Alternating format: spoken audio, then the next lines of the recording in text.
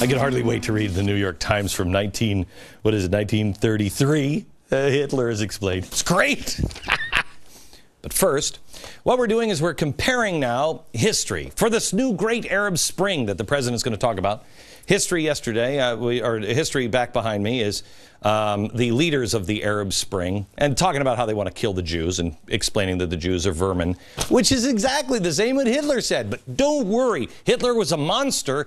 Arab Spring you should enjoy, you should embrace. Yeah, we'll get to that in a second. First, I want to show you, I talked about the borders and said first they come for Israel, the Jew, and then they come for us. And they're using exactly the same words and tactics. I said earlier this week that I'm telling you these two movements are going to be joined. How do I know that? Because the Weather Underground told us that in the 1970s, that this is what they would try to do. Well, let's check out an event held now at the University of Arizona, Denying Ethnic Studies, Arizona to Palestine. Now, so you know this video, it all comes from this rage here. These are the ones that are saying, I'm being denied my rights because I'm Hispanic and government is evil. And they're being taught to overthrow our government. Right? They're teaching children to hate America. Now, back to the college event. Uniting of two things. What are they uniting? This event was scheduled to promote two struggles united. May I quote? Combat racist attacks on ethnic studies and their right to their cultural education, and Palestinian students fight to retain their cultural personhood and humanity in midst of brutal U.S.-backed Israeli military occupation. Come hear how they unite in their struggles. Oh, I can't wait to see how Ward Churchill and other communists and America haters have tied it all together. The speakers were from Tucson High School. I hope they got that really angry kid. His parents must be so proud.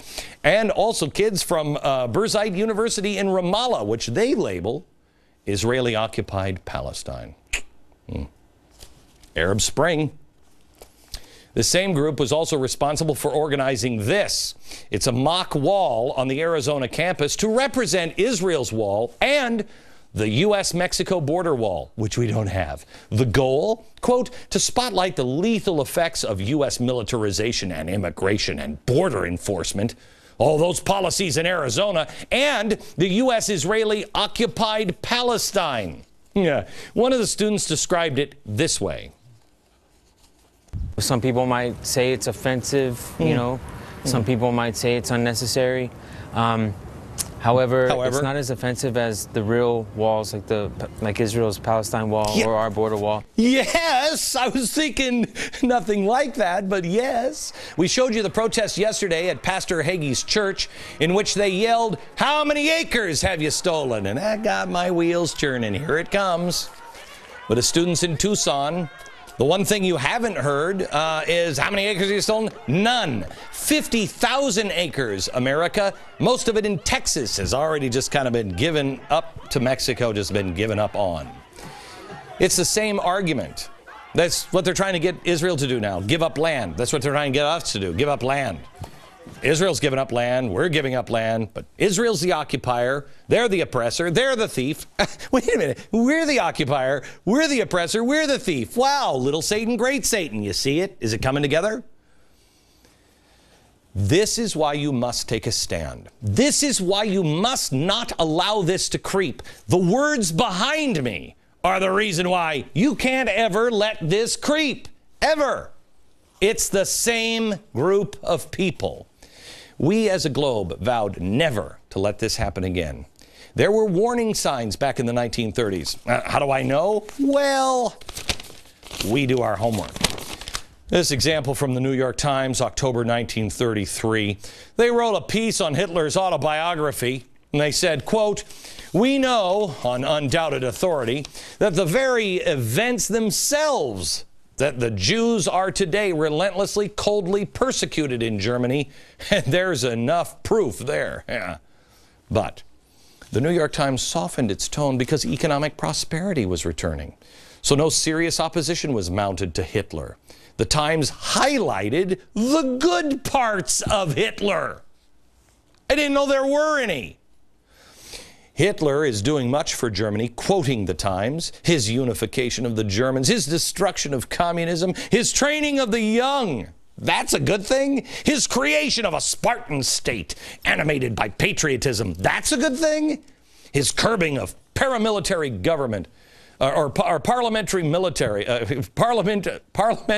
government, so unsuited to the German character, you know.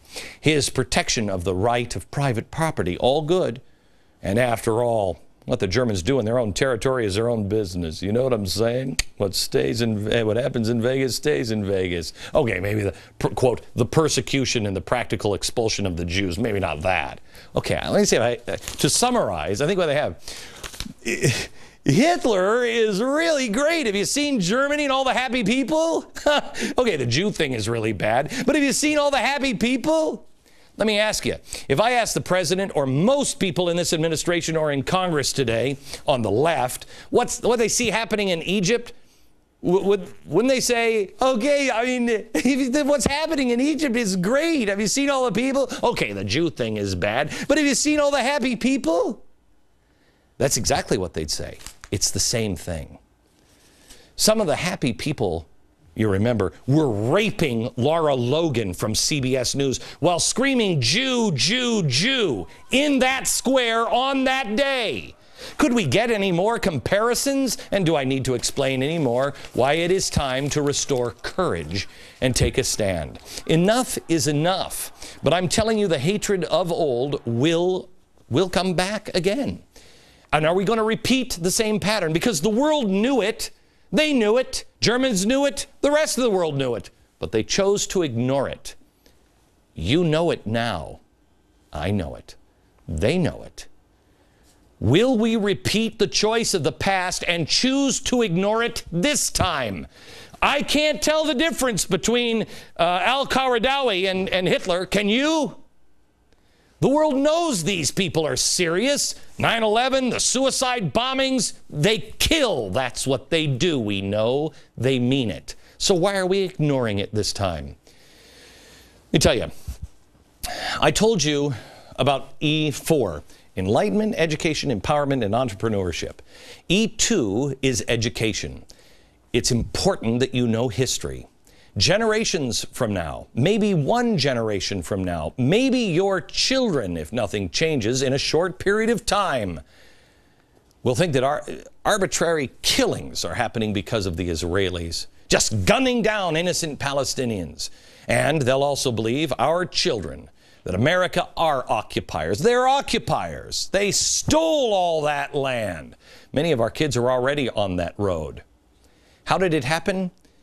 Well, I think Barack Obama knows. I mean, his wife knows. I'm sure they talk from time to time. Shortly before she was yanked from the campaign trail, here's what she said, that Barack would have to change our traditions and history. Listen.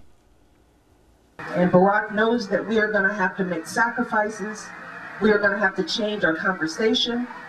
We're going to have to change our traditions, our history. We're going to have to move into a different place as a nation. I have to tell you, the more this president does, the more he starts to look like the New York Times in 1933, or worse yet, Neville Chamberlain. In 70 years from now, no, in 20 years from now, people will say, and many of them will be older versions of us, how did we not see that coming? And in 70 years, the whole world will say, how did the people of the world not see it coming? The answer is, you choose to bury your head or look it in the eye. Come on, America. Be the America I know you are. Look them in the eye. If you know history, you know these quotes from Hitler and Hamas. They both happened in the last 100 years, and the world vowed never to let Hitler happen again. And yet here we are turning a blind eye, and the president speaks tomorrow about a glorious Arab Spring that everyone should enjoy. Everyone perhaps except Americans and Jews, or maybe gays as well, because they'll be stoned to death as well. How about little girls? How about women that walk out without a man in the street? How about that Arab Spring? Explain it to me, please. I'd love to hear it. How we can just shrug off the calls to exterminate Jews and annihilate them, wipe them off the earth, or have people call them vermin or bacteria, and then give a great speech about the Great Arab Spring. I'll wait for your call, Mr. President. I've been waiting for some time. America, we don't have museums for our entertainment. It is so well documented, the history of the Holocaust, so it doesn't happen again.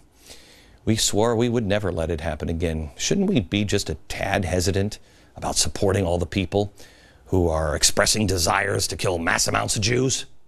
All in the name of compassion. People are right now praying that nobody wakes up. Are you awake? They're praying that you are not taught history. I am telling you right now, if you're in the D.C. area, you go see the best museum in D.C. It's the Holocaust Museum. You must see it. And if you're in any other city, look for a Holocaust museum in your city. Take your kids. They're horrifying, but this must be remembered because of the Great Arab Spring. They are also hoping the same thing here on our borders, that you will not remember. How can people not be offended at the parallels here? How can people not see it? And how can you not be offended by America being called the oppressor? Really? Wouldn't it be nice if a history class for once would talk about what America has brought the rest of the world, what the world would look like if America didn't exist? How many Jews would be alive today if America didn't exist? We have made a lot of mistakes, but our good is far outweighs the bad that we have done, and we try not to repeat the mistakes of the past. How is it that we're changing? How is it we're changing our traditions and we're changing in our classrooms? Oh, I remember now. We see it more and more in our classrooms if we don't get involved. Remember, this is a teacher in California here. This is not just about Mexico. This is about a global struggle against imperialism and capitalism. Yes. But we know that all of that is happening in the context that where we now stand is stolen, occupied Mexico. You could transplant him over to the Middle East. We are being re-educated to believe that America isn't all she's cracked up to be. Free markets don't work. Capitalism has failed. America is the occupier. We are changing history, and no one says anything about it. You must stand. Restore courage in your own life and stand. Back in a minute.